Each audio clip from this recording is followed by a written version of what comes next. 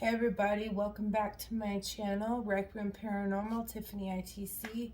And on this channel, I will be sharing my paranormal spiritual journeys with you guys, and also giving you guys, an insight on who I am, what I've gone through to, get to where I am today. And then also, we just started a book read, and that's what this video is for. A backlight just came on. Maybe a cat walked. I'm really sick, guys. So, we've been reading Between Death and Life by Dolores Cannon, and where we left off at was an account of basically Dolores putting people under hypnosis and then recording the questions that she was asking them along with the answers. So she would ask, you'll have to go back to the videos. I think I just seen something float right there. That was a little weird. I have to go back and look. About 1 minute, 30 seconds.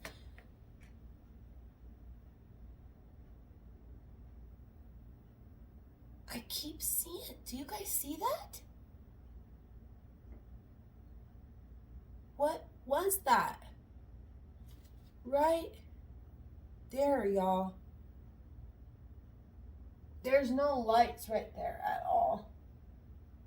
I have lights hanging up at the top, but it would be constantly doing that if it was those. Those are up at the top like this. Let me go look real quick. Hold on.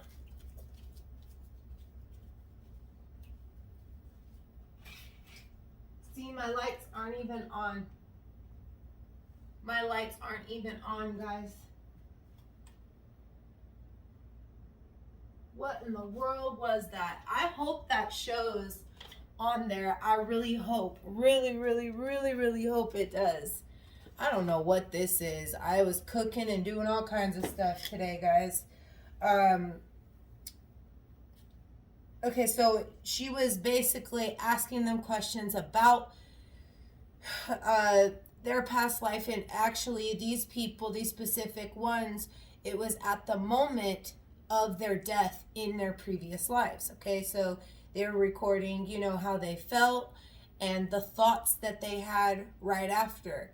And a lot of them were saying, I should have been stronger. I was too weak. I got to go back. I got to try this again. And then others were like, no, I'm okay. I'm just going to rest for a while, or, I'm okay being here for a little while. I was just trying to get these little fuzzy hairs. I'm telling y'all, I just woke up. I woke up like this, and I stayed up like this all day.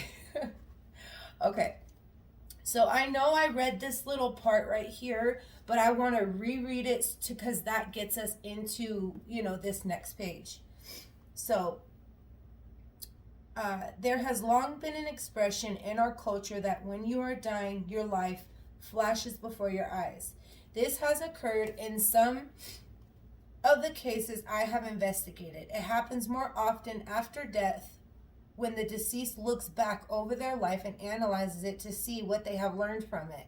This is often done with the help of the masters on the other side, who are able to look at the life more objectively with emotions removed, because, right after you die, there's probably still some emotions intact until you actually go through that moment of your past life, and then you realize, okay, this isn't attached anymore, I'm separated. One of my subjects was able to review her past life in an unconventional way.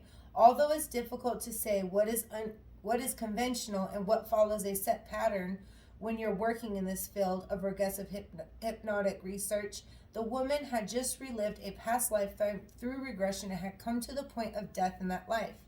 She died peacefully as an old woman and watched as her body was taken to the hilltop near her home to be buried in a family cemetery. Then instead of going on to the other side, she decided to return to her home to try to complete some unfinished business. There she was startled to find herself appearing as a ghost and having the ability to walk through walls. She saw herself as a fog or mist in the shape of a person, but she was amazed to discover that furniture and objects could be seen through her, as though she was transparent. It was very interesting to her to find herself in this strange condition, and she wandered through the house discovering what she was able to do. At one point, she overheard the chambermaids remark that the old woman was haunting the house because they could hear her walk around. And that was what I read, in the last video. That was the last part that I read. Well, there was a little bit more, but I just wanted to, because I couldn't finish the next page without reading this, okay? Again, I shouldn't have left off at there, but we're rereading it, okay? So,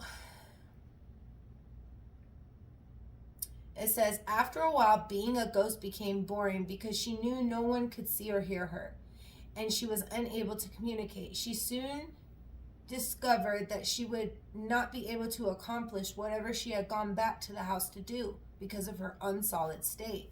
So,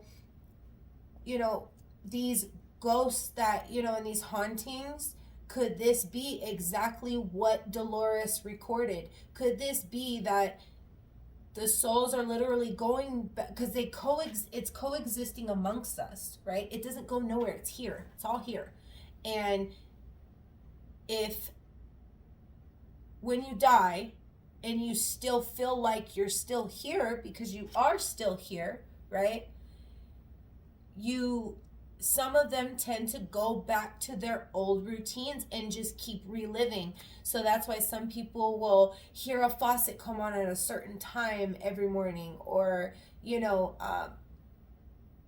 hear certain tapping noises at certain times of the day, or, you swear you hear dogs barking. It could be a dog that is used to barking at a certain time because its owner would come home. It makes you really think, and it makes you wonder, like, could that really be? Okay, so it's saying that she realized, okay, after so long, she realized, okay, it isn't going anywhere. I can't get anywhere because I'm in this unsolid state. The instant she came to this revelation, she was out of the house and standing on a hill overlooking a valley. So her consciousness, because she changed her way of thought, it took her to somewhere else. Her deceased husband had come to meet her and was standing next to her. In that dimension, they were young again, looking exactly as they had on the day of their marriage. As they stood arm in arm looking out over the valley, it became a valley of lives. But it was more or less like a valley. Life. Okay? She later described this as a brightly colored palette or quilt that had been thrown over the valley. It had appeared as a collage of scenes and places from the life she had just left. Instead of her life passing before her eyes in linear fashion, one scene following another, the whole thing laid out before them. So imagine standing on a hilltop and looking down at your town, and you just see these little, it's blocked out in collages, in squares, and there's different scenes of her life or their life playing out on the collage, kind of like a quilt with the different squares. Over the valley, literally showing her life and the important moments, right? Instead of her life, she said, we can see the cemetery, we can see the city, we can see the house, we can see the mountains. It's like we can see everything we've ever known all combined together. It's as if this was our life and this is what we had together. And we can see that we shared it and we got through it together. We were glad we came through that life like we did. We had something intact when it was all over with. It's peaceful. It's sort of like you stand there and survey, as if you had some great big fields and you had different things growing in them. Or if you had lots of flowers in a garden and you stand by and survey it. You'd remember what you did to get that garden ready. You'd remember how things grew and developed. And this was the final result spread out before you. You look out over this valley of life, point to certain areas, and you say, well, we really did have a good time here, and this was the great thing that we did together here. You're admiring all the different parts of the garden, and you can see it all at once. All the different scenes of your life are laid out, and you can touch them. It was literally as though we were going through a scrapbook looking at our lives, but it was more or less like a valley. This was very satisfying to her to look at the scenes, even though the hard parts of the life were difficult to review. There was also no judgment involved. And see, I've heard this over and over again. And not to step on any toes of anybody's religion or anything, but I'm yet to come across where someone is being judged by God or by Jesus. Now, if those are your beliefs, it makes me wonder if, because those are your beliefs, when you carry on to the other side, does Jesus come, and is there a God that comes before you? Because that's what your beliefs are. That's the memories that you instilled within your consciousness of your soul's being. Okay, and then carrying that over there, would that play out for that person that way? Curious to know. I wonder if she's ever done a hypnosis on a religious person. That's a very good thing to wonder. It's crazy. It says there was no judgment involved. There appeared to be a mental note-taking to remind them of what they wanted to change the next time around. This is undoubtedly not the only method of viewing the life that had just been departed, but it was a beautiful one. It sure was. Okay, we've got another question. This Dolores and then the subject. So, in another case, I was speaking to a man who had just died in an avalanche. I asked him what it was like to die. Wow, that's a fucking horrible way to die. Okay, so the subject says, have you ever dived into a deep pool to where it's dark and murky at the bottom? As you come back up towards the surface of the water, it gets lighter and lighter. Then when you break through the surface of the water, there's sunlight all around. Death was like that. So maybe that's what we hear, when we do the spirit box, when they say, the light, the light. It's just that maybe when they do feel lost at times, that's what they're searching for. They're searching for that light again. And they just need to be reminded, hey, of love and things like that. And those type of thoughts would draw them back towards the light. Never know. So Dolores says, do you think it was like that because of the way you died with the rocks falling on you? The subject says, no, it was like that because I was going from the physical plane to the spiritual plane. As I left my body, it was like coming up through the pool. Then when I reached the spiritual plane, it was like breaking the surface of the water and coming out into sunlight. If you die in an accident, physically, it is painful just before you lose consciousness of the physical plane because your body has been injured. But after you lose consciousness, it is very easy and natural. It's as natural as anything else in life, making love, walking, running, swimming. It is just another part of life. There is no such thing as dying. You just go on to a different stage of your life. Dying is pleasant. If people are worried about it, tell them to go to a place in the river that has a deep pool. Tell them to dive down to the bottom of the pool and then at the bottom push up vigorously with their feet and come plunging up to the surface. Tell them it's like that. And I know that feeling. And it's like, finally, you know? Dolores says, I think many people are worried that death will be painful. The subject says, death is not painful unless you have need of pain. For the most part, see, it's all about your thoughts and your consciousness, and that depends on your experience with death and your afterlife. It can be extremely painful if you wish it to be, or if you feel you have need of it in order to teach you a lesson. Wow, that's pretty deep to think about that. Like, okay, like, you know, say being tortured to death, like, you know, or being beaten to death. Dolores is saying, basically what they're saying is that we choose these lives and we choose the way we pass for these lessons and the experience to take on with our soul to the source. And yeah, but you can separate yourself from that at all times, and this is available no matter how connected you are with what is going on. It is available to everyone, the separation of the body and soul during this time of pain.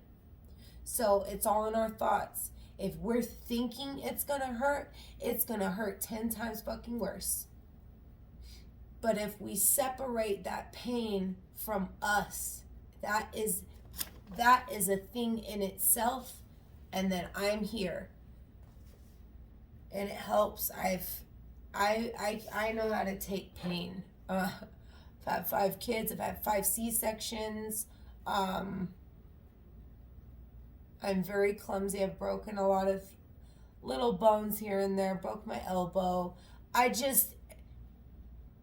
I can take on a lot because I've learned how to separate myself. And I think that's an autopilot thing. I think that comes with my childhood as well. Just kind of always having to morph into whatever's going on, you know? And that carries on with you when you get older. Okay, Dolores says,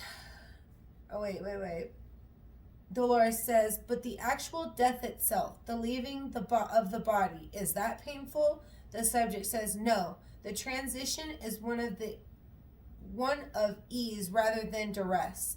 Pain comes from the body. The spirit feels no pain except remorse. Wow. That is really the only pain that a spirit can feel. A feeling that they could have done something more. This is painful, but physical pain no longer has meaning because that was left with the body. Dolores says, is it possible to leave the body before actual death occurs and let the body suffer the pain? Yes, there is, and I know that for a fact because of what Katrina has proved in her readings. Yes, the person has that choice, whether or not they want to stay there and go through it, or if they want to leave and just watch. That is an option that is open to everyone. I personally think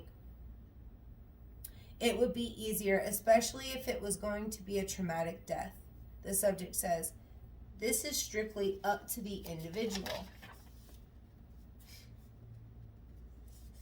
I'm going to read this last closing part to that, the questions and answers, and then we will start off again with more of questions and answers. We got another set that he ends up describing. In my work, I have came across examples of this. In one regression, a young woman was being burned at the stake for her beliefs while the whole town watched. She was terrified but was also very angry at the bigoted people who were responsible for this. As the flames leaped higher, she decided she would not give them the satisfaction of seeing her suffer. So she left the body and watched from a hovering position above the scene. There, much to her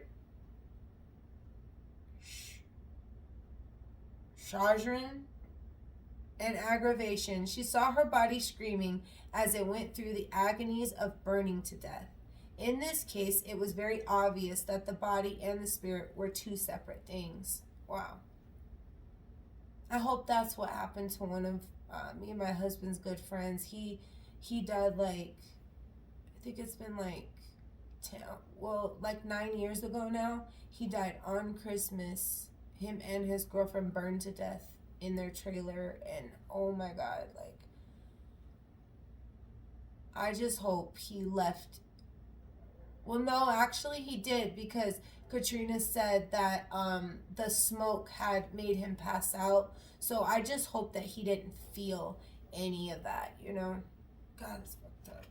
I think it would be very reassuring and comforting to people who have lost loved ones in violent, horrible way to know that they probably did not even experience the most traumatic part of the death. Well, that just answered my question.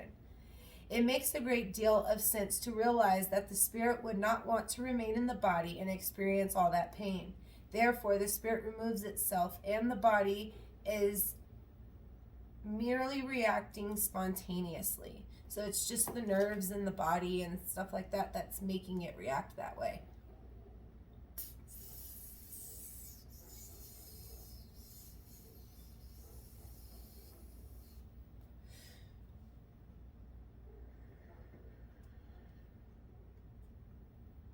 I knew I was gonna cough. I was trying to play it cool like I wasn't going to, but I can't play it cool more.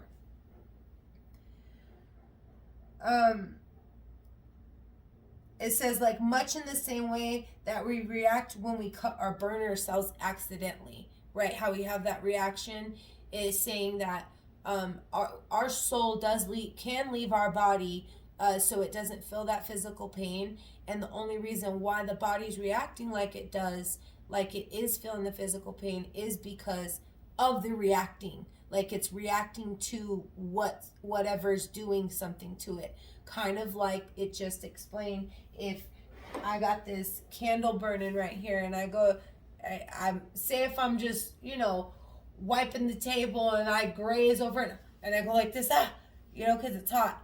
That was my body's automatic reaction, and I didn't even think about doing that. It just did it. So that's kind of, well, that is an example of what they're explaining here. It says we yell and pull our hand away. This is not a conscious reaction, but an involuntary one, because you didn't think of it. It was a involuntary instinct, right, of the body. Thus, it would appear that during a horrible death, the body is merely reacting while the real personality has vacated and is watching from the sidelines. Wow. And the next one, we have another description of death. So I'm excited to keep going on this with you guys. And I hope that all of you enjoyed it like I did. And we'll be back for another one soon. Don't forget to like and subscribe if you like this video. And go check out my other videos too. Peace.